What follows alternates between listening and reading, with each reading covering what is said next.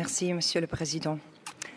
Excellencies, I address you today with a sense of foreboding that words can hardly capture.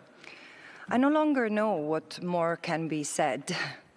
14 months ago, I warned that this genocide marked an escalatory stage of a long-standing settler colonial project over Asia, one that has targeted the Palestinian people for over 7 decades.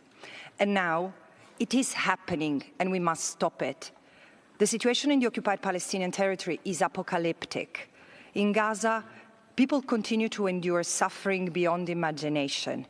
Israel is responsible for one of the cruelest genocides in modern history. Official figures count over 200,000 killed or injured.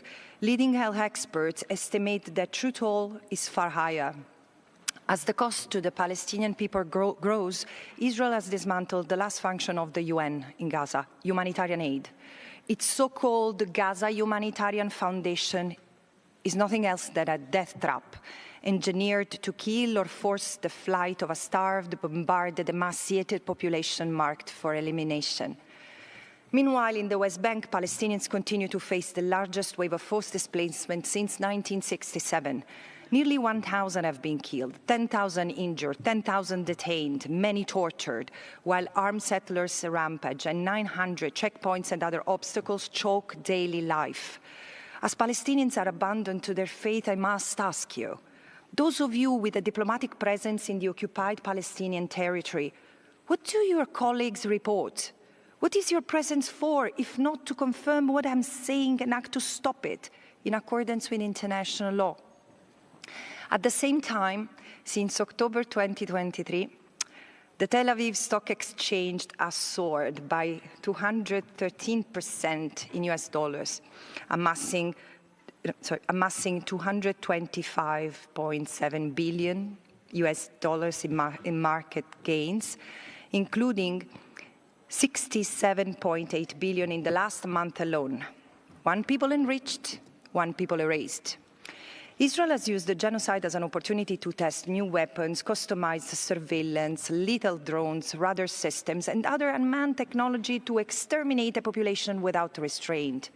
While Elbit Systems wins Israeli Ministry of Defense Award for Innovation, Lockheed Martin and the global web of 1,650 other companies benefit from Israel flying the F-35 fighter jets for the first time in beast mode, carrying 4 times the ordnance up to 22,000 pounds than when operating in stealth mode. It is its very defenselessness that has made the people and the land of Palestine an ideal laboratory for the Israeli military-industrial complex. The forever occupation has provided an optimal testing ground for arms manufacturers and big tech with little oversight and zero accountability, while investors, private and public institutions have profited handsomely.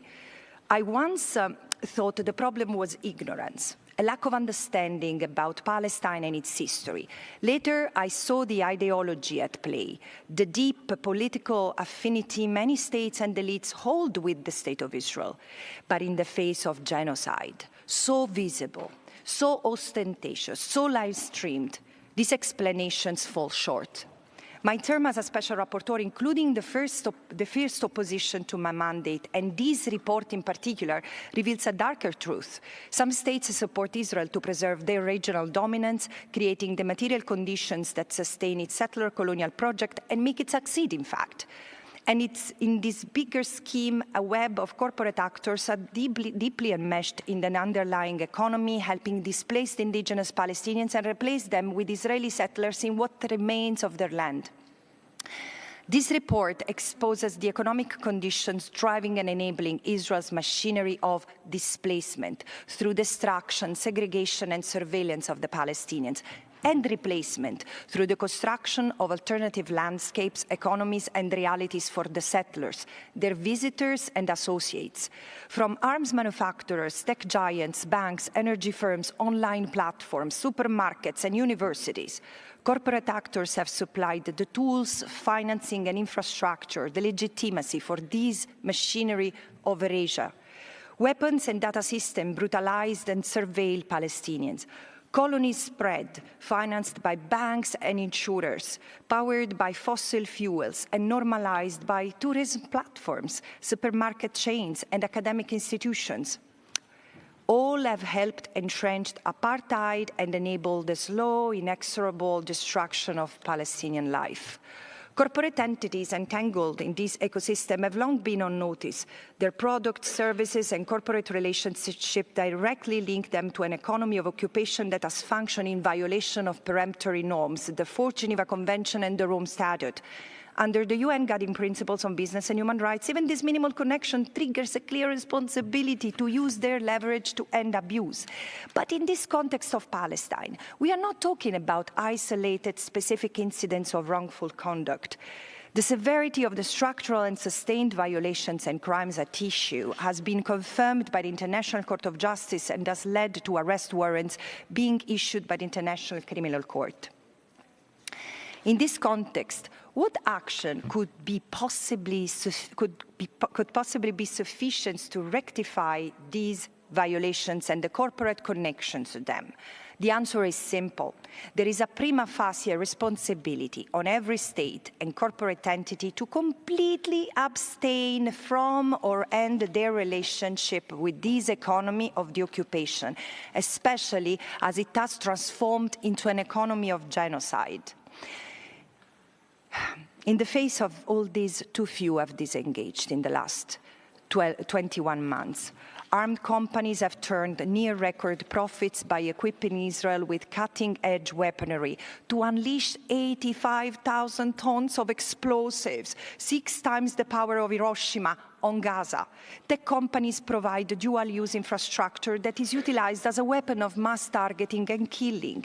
The machinery of the global construction equipment giants is raising Gaza to the ground, preventing the return and reconstruction of Palestinian life. Global energy conglomerates have fueled these assaults with coal, oil, gas, while the same infrastructure has been deprived to the Palestinians. No water, no electricity, creating the conditions of life calculated to destroy. While major global banks have underwritten and purchased Israeli treasury bonds, bankrolling the devastation at a time of gaping military budget deficits and plummeting credit rating. The 40 entities named in my report, alongside their parent, subsidiary, licensees, and franchisees, are just the tip of the iceberg, illustrative of this system that entangles many, many more. What I exposed is not a list. It is a system, and it is to be addressed. Now, my expectation is that the OHCHR database, the Working Group on Business and Human Rights, and lawyers, investigative journalists, and prosecutors globally will take this framework and secure that what states have failed to achieve, accountability. And we must reverse the tide. As I conclude, let me say, member states must impose a full arms embargo on Israel, suspend all trade agreements and investment relations, and enforce accountability, ensuring that corporate entities face legal consequences for their involvement in serious violations of international law. And corporate entities must urgently cease all business activities and terminate relationships directly linked, contributing to, and causing human rights violations and international crimes against the Palestinian people. At this existential moment for the Palestinian people, trade unions, lawyers, civil society groups, and ordinary citizens should encourage such behavioral change from the side of corporate entities and governments by pressing for boycotts, divestments, sanctions, and accountability.